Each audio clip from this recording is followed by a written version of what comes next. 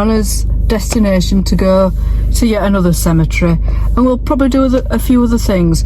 But we came past a windmill a few days ago, and we just decided to go back, and there's some kind of cafe there. But we've just turned around now, and I'm going to show you what we've just seen at the side of the road. So we just pulled up, and like it was at the other cemetery, look what there is. There's 4 full ones and a demolished one. I'm not going to run any closer, but there's 3 of them that still got the warheads on. So yeah, it's just an example yet again, them still churning up artifacts from the First World War.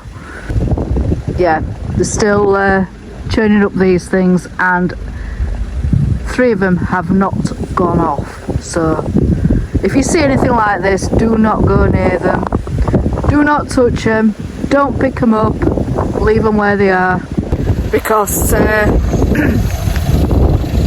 you never know, it could be dangerous. And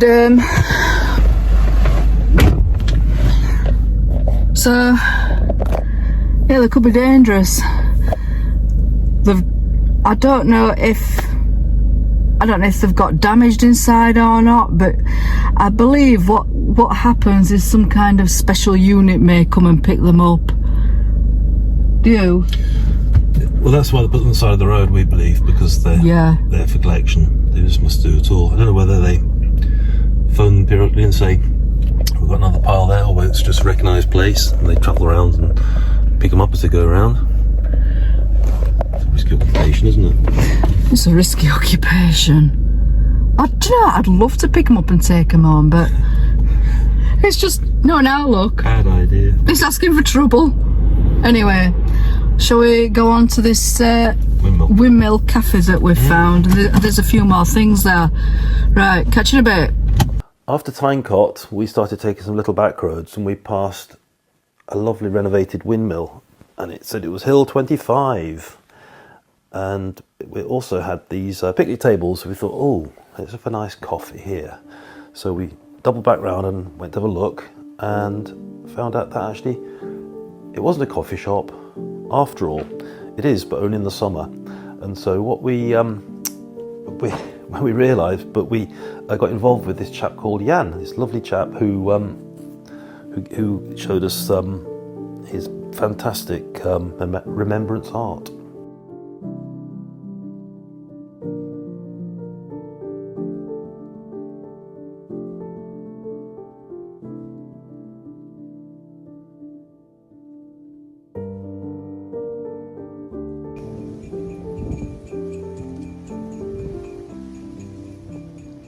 So this is a project by a guy called Jan Few, and he's what he describes himself as a remembrance artist. And these posts are originally railway sleepers for transporting munitions and such like to the front. And after they'd had served that purpose after the war, farmers used them as gate posts, whatever. And now Jan is giving them a third life as a remembrance project, and there's 129 of these, which strikes you as slightly random until you read that actually the reason for that is that there were 129 different nations involved in the First World War. Clown there. I know. Looks like it's scared. Look at this one, that would polish up beautifully. You know how he's done it inside. Yeah.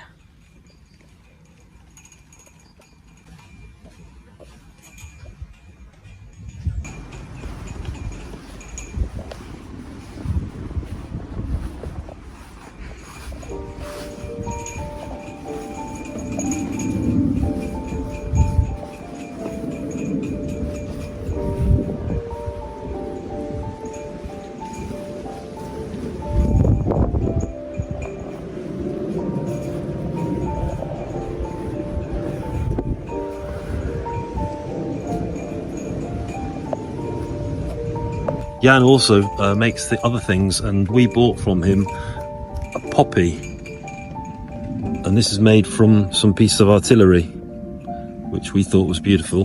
No, just... Right, there we are. This is Because I can't reach the buttons for that. This is Jan, the guy who built these amazing sculptures project, and very impressed. He's got so much beautiful work here that we can spend all day, but also spend a lot of money.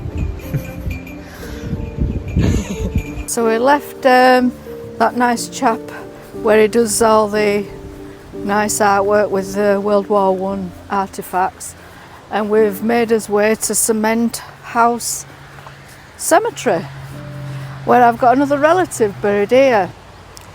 Private 29843 Frank Poynton of the South Wales Borderers, and he died on the 23rd of August 1917.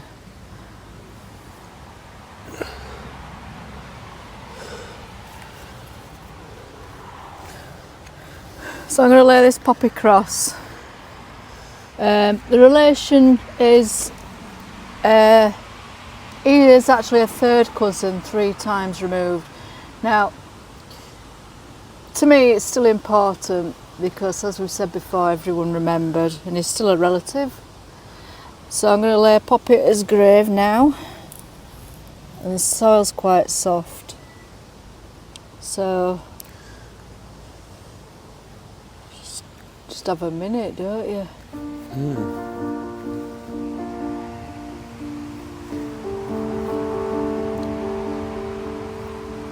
I'm still finding it really overwhelming, finding all these relatives, you know. I know. Cement House Cemetery. You see, they give these names to the cemeteries that are in relation to battlefield landmarks. So I'm wondering if there was a house made of cement that they used as some kind of shelter. Quite possible, isn't it?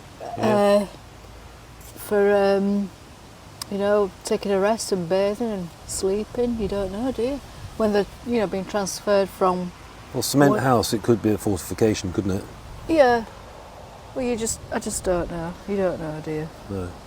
I don't know if I can find out neither. So I need to do a bit more research about these that I've found. Frank Poynton. There you go. Found you. And we'll be back another time. But I've also got another one that I'm going to give it to an unknown soldier. Let's have a look. Yeah. So I might pick one that's on his row.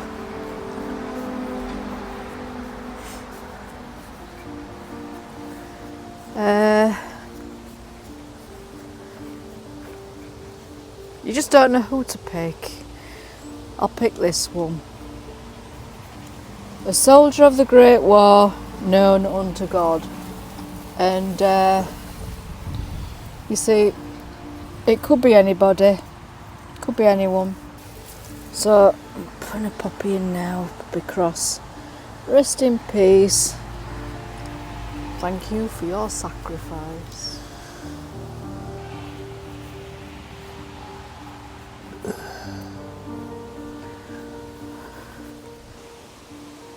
You know what I'm thinking? What are you thinking? I'm thinking this must have been a small cemetery to begin with. I think these were buried where they fell. I do. Yeah, just the same as at Tyne And Cot. these two chaps here. And at Polygon Wood, yeah. Yeah. And it's starting to throw it down now. So we need to move on, I think. We need to site register Yeah, and move on. yeah. For certain, well, it's likely that they were the start of the cemetery. Come on, let's go site register. Skedaddle. So, here we go. Oh, crumbs. Just close that a minute. Bit of a windy spot.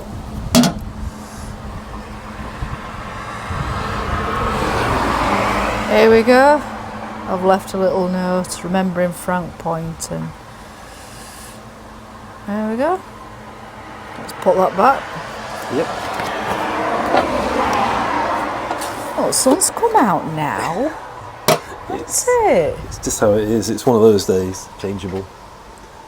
It's kind of a biggish cemetery, isn't it? But not It the is. hugest one. Not the biggest one. Well, no, I'd say a couple of thousand. Yeah. Right, shall we head on now? Yeah. Do we know where we're going? We did talk about buffering. Is that where you want to go? That's what we talked about. Okay. Any soldier that went in there, they left the rank at the door, so it doesn't matter whether you're a captain or a private. Do you want to tell us what this is all about then? Yeah, this is the execution post.